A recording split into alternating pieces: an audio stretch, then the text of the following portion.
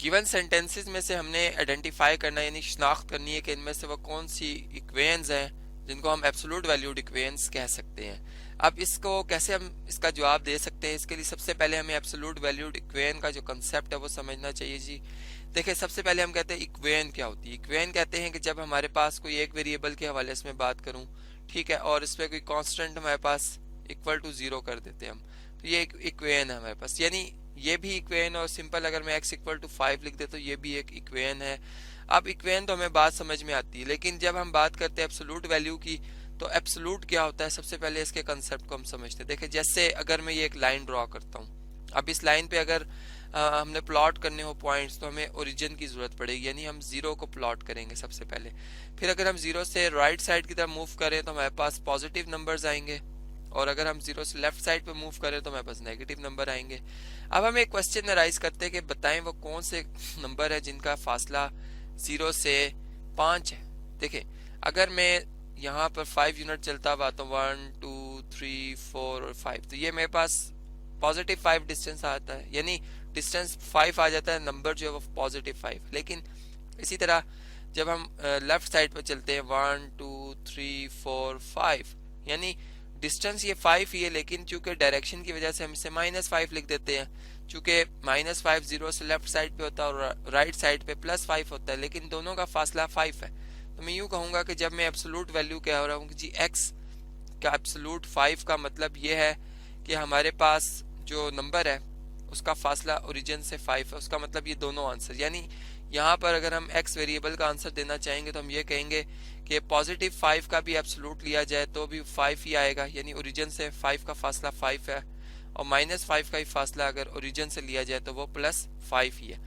फिर इसी तरह अगर एक इक्वेशन में एब्सोल्यूट वैल्यू शामिल कर दी जाए, जैसे मैं कहूँ 5 और उसके साथ एब्सोल्यूट x लिख दूं +7 इक्वल टू 0, तो ये मेरे पास एक एब्सोल्यूट वैल्यूड इक्वेशन बन जाएगी।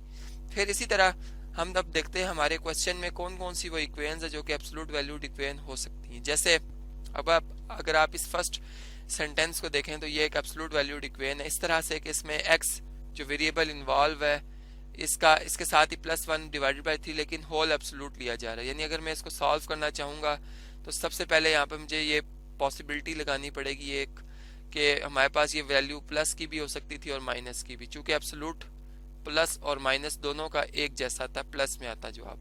फिर इस तरह से हम इसको इसके दो पार्ट्स बना देते हैं, यानी एक दफा x +1/2 को इक्वल टू +1 लिखते, ठीक है, और एक दफा जो है हम x +1/2 को इक्वल टू -1 लिखते। यानी ये किस तरह आया कि हम अगर प्लस माइनस से बोथ साइड पे मल्टीप्लाई करें तो यहाँ से आप देखेंगे कि प्लस माइनस का साइन जो है वो खत्म हो जाएगा, और जो प्लस माइनस का साइन है वो 1 के साथ आ जाएगा, ठीक है। और फिर से हम इसके दो पार्ट्स बना सकते हैं और फिर इसको सॉल्व कर सकते हैं। इसी तरह अगर हम इस सेकंड जो हमारे पास सेंटेंस लिखा, अगर हम इसको देखें तो ये भी एक एब्सोल्यूट वैल्यूड इक्वेशन ही है।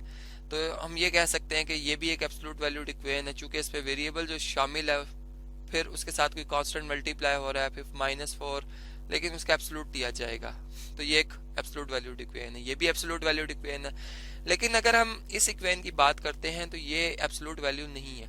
यानी यहाँ पर सिंपल एब्सोल्यूट 5 लिखने के बजाय अगर हम 5 ही लिख दें, चूंकि पॉजिटिव 5 का एब्सोल्यूट 5 ही होता है, और ये इक्वल टू 6, यानी ये एक लीनियर इक्वेशन है इन वन वेरिएबल, इसको मैं एब्सोल्यूट वैल्यूड इक्वेशन नहीं कह सकता। इसी तरह अगर हम इस इक्वेशन को देखें तो ये भी हमारे पास बिल्कुल इसी तरह है कि -4 का एब्सोल्यूट बेसिकली 4 होता है, 4 इक्वल टू 3x + 5, ये लिखा हुआ है। यानी यहाँ पर एब्सोल्यूट जो होगा वो वेरिएबल का नहीं है, इस वजह से हम ये कहेंगे कि इक्वेशन जो है वो वेरिएबल की वजह से उसकी शिनाख्त हो रही है, तो यहाँ पर ये एब्सोल्यूट वैल्यूड इक्वेशन नहीं है।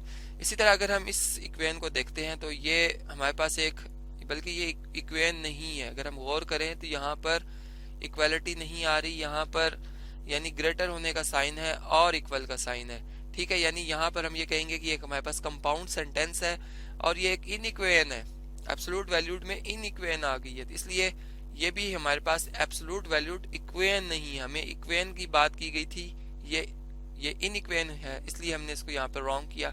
इसी तरह अगर हम इस अलजेब्रिक सेंटेंस को देखें तो ये भी एक इन इक्वेशन है, चूंकि इसमें दो एक्सप्रेशंस के दरमियान इक्वालिटी नहीं है, जबकि यहाँ पर लेस देन और इक्वल का सिंबल है। यानी फिर बात कि ये हमारे पास एक जो है वो क्या जी कंपाउंड सेंटेंस है और इसे मैं इक्वेशन के तौर पर सिलेक्ट नहीं कर सकता।